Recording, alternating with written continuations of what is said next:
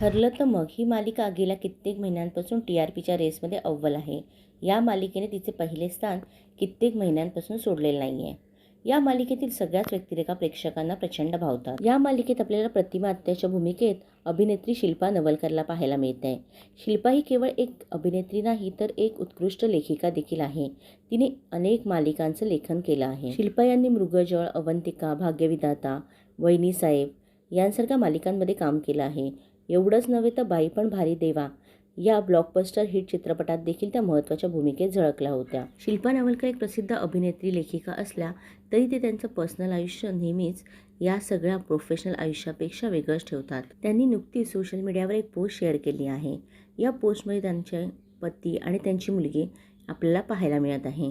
त्यांचे पती हे प्रसिद्ध अभिनेते असून त्यांनी बॉलिवूडमधील अनेक चित्रपटांमध्ये काम केलं आहे.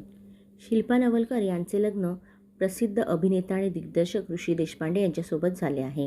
त्यांना कुहू नावाची एक मुलगी असून तिच्या जन्मानंतर शिल्पा यांनी अभिनय क्षेत्रातून काही वर्षांचा ब्रेक घेतला होता.